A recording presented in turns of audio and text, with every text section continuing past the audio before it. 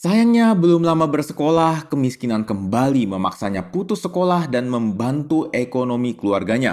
Dan di kota inilah ia banyak mengalami mimpi-mimpi yang menakjubkan tentang Tuhan dan Bunda Maria. Tahun 1931, ia mendapatkan visi atau penglihatan akan adanya perang saudara Spanyol di masa depan. Dengan secara terang-terangan kecewa kepadanya hanya karena Suster Eusebia ini gak menarik. Apakah itu salah? Oh, tentu tidak. Halo teman-teman semua, welcome back to Rock Riwayat Orang Kudus edisi 10 Februari.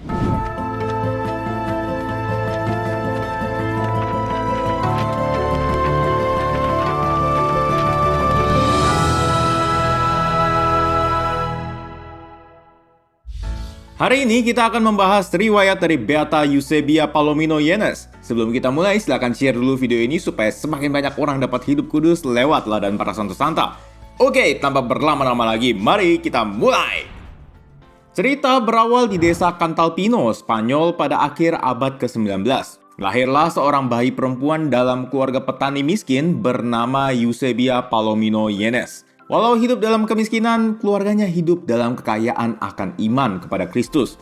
Ayah dan ibunya berhasil menciptakan kedamaian dan kehangatan dalam keluarga di tengah kemiskinan mereka. Sempat suatu waktu ketika musim dingin, keluarganya ini dilanda kelaparan karena tidak ada hasil pertanian sama sekali di musim itu.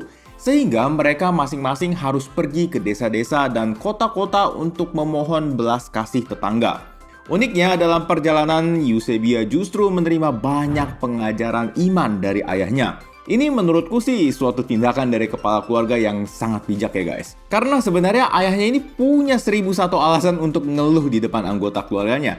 Tapi ia lebih memilih memberitakan Kristus. Nah, hal ini membuat Eusebia dalam setiap perjalanannya selalu melantunkan doa dan nyanyian, khususnya kepada Bunda Perawan Maria guys. Puji Tuhan, di usianya yang ke-6, ia berkesempatan untuk mengenyam pendidikan di sekolah dasar. Ia menunjukkan kecerdasan dan keinginan yang kuat untuk belajar, bahkan melebihi teman-temannya yang punya finansial lebih tinggi daripadanya. Sayangnya, belum lama bersekolah, kemiskinan kembali memaksanya putus sekolah dan membantu ekonomi keluarganya. Ia kemudian bekerja sebagai babysitter dan kriada di kota Salamanca. Oh ya, kriada itu adalah sebutan untuk pekerja serabutan ya guys, yang mengerjakan semua pekerjaan. Nah, sambil bekerja di kota ini, Eusebia melihat banyak gadis-gadis yang berpesta dan bersenang-senang dalam kehidupan glamor orang kota. Sempat ia kepengen sih seperti mereka, tapi ternyata ada suara dalam hatinya yang berkata, "Ini bukan untukmu." Karena terbiasa hidup dalam iman, ia cukup pandai dalam memilih mana yang baik dan mana yang buruk, sehingga ia memutuskan untuk mengikuti suara hatinya. Dan di kota inilah ia banyak mengalami mimpi-mimpi yang menakjubkan tentang Tuhan dan Bunda Maria. Salah satu mimpinya yang paling ia ingat adalah mimpi tentang Yesus yang tersalib dengan luka-lukanya yang begitu indah. Pengalaman-pengalaman spiritual ini terus ia alami hingga suatu saat ia berkenalan dengan para suster Salesian dari kongregasi FMA yang didirikan oleh Santo Yohanes Bosco. Perkenalan ini membuatnya banyak melayani di biara dan perlahan ia memupuk keinginan untuk menjadi seorang biarawati. Namun keinginan ini ia rahasiakan karena ia sendiri sadar bahwa pendidikannya terlalu rendah untuk bisa mendaftar biara. Tapi puji Tuhan, pergumulan ini akhirnya terjawab setelah seorang atasan biara memberinya semangat dan support untuk menjadi seorang pelayan Tuhan. Eusebia akhirnya masuk postulan biara Salesian tanggal 31 Januari 1921. Dan setelah menyelesaikan beberapa tahun masa novisiat, ia mengucapkan kaulnya yang pertama. Ia kemudian dikirim untuk melayani ke oratorium Salesian di Valverde del Camino, Provinsi Huelva. Disinilah ia menyadari bahwa Tuhan ada di mana-mana, dalam doa, alam ciptaan, ataupun orang-orang yang datang ke oratorium. Eits, tapi jangan dibayangkan orang-orang yang datang ke oratorium itu memberikan support kepada panggilannya ya. Gak sedikit juga loh yang malah menjadi batu sandungan baginya dengan secara terang-terangan kecewa kepadanya hanya karena Suster Eusebia ini gak menarik. Namun menghadapi jenis-jenis umat yang seperti ini gak membuat Eusebia kecewa dan terpuruk guys. Karena fokusnya melayani itu bukan untuk dapat support umat, melainkan untuk melayani Tuhan semata. Di oratorium ini ia ditempatkan di dapur sebagai juru masak dan banyak juga melayani anak-anak. Ia sering menceritakan kisah-kisah tentang orang kudus Katolik sehingga memacu anak-anak untuk hidup kudus sejak kecilnya. Perlahan, Suster Eusebia memiliki karisma yang unik sehingga ia banyak diminta untuk menjadi penasehat spiritual bagi imam dan kaum religius, guys. Nah, tantangan mulai datang sekitar tahun 1930-an. Waktu itu situasi politik Spanyol sangat tidak stabil dan diambang suatu revolusi. Tahun 1931, ia mendapatkan visi atau penglihatan akan adanya perang saudara Spanyol di masa depan. Takutan, kengerian, dan kepedihan perang ini membuatnya tergerak untuk berdoa dengan mempersembahkan diri bagi keselamatan negaranya dan utamanya demi kebebasan beragama. Bulan Agustus 1932, ia terserang suatu penyakit aneh yang membuatnya lemas dan sering terjangkit asma. Setelah dicek ke dokter, tidak ada satupun dokter yang dapat mendiagnosis penyakit apa yang dideritanya. Namun, ia kembali teringat akan doa yang dia ucapkan setahun yang lalu. Disinilah ia tahu bahwa penyakitnya itu adalah jawaban dari doanya untuk negaranya. 2 tahun kemudian, bulan Oktober 1934, ketika situasi politik semakin memanas dan penyakitnya juga yang tidak kunjung sembuh, ia mendapatkan visi kembali tentang perang berdarah yang begitu mengerikan, sehingga ia menyerukan kepada umat untuk berdoa sebanyak mungkin.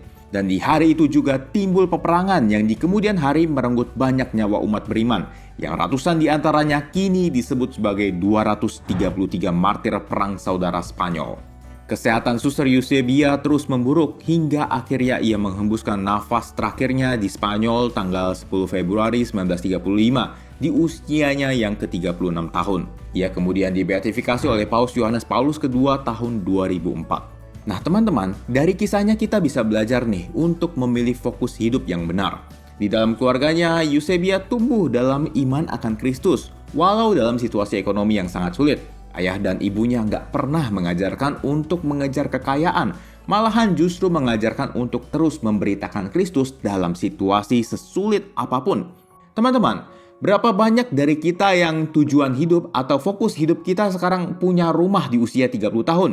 Atau punya mobil di usia 25 tahun, atau married di bawah usia 28 tahun, atau fokus pada materi-materi yang lain. Apakah itu salah? Oh, tentu tidak. Punya target itu bagus guys, tapi menjadikan target sebagai fokus hidup itulah yang kurang tepat. Kenapa? Let's say target kita tercapai.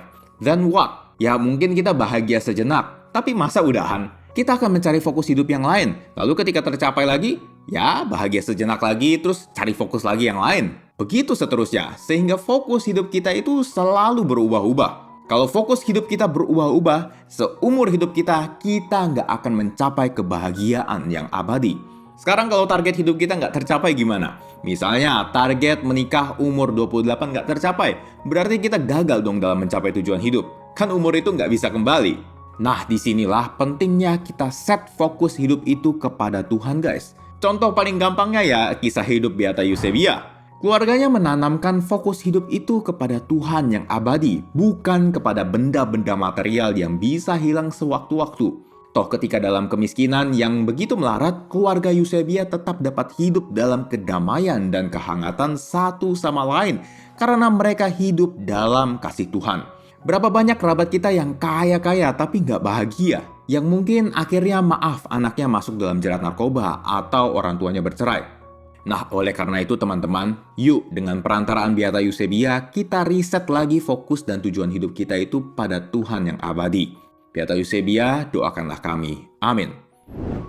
Oke guys, begitulah kisah hidup dari Beata Eusebia. Kalau teman-teman merasa video ini bermanfaat, teman-teman boleh like, subscribe, dan share untuk mendukung pengembangan channel ini. Terima kasih sudah menonton dan sampai jumpa di Rock edisi selanjutnya. Adios!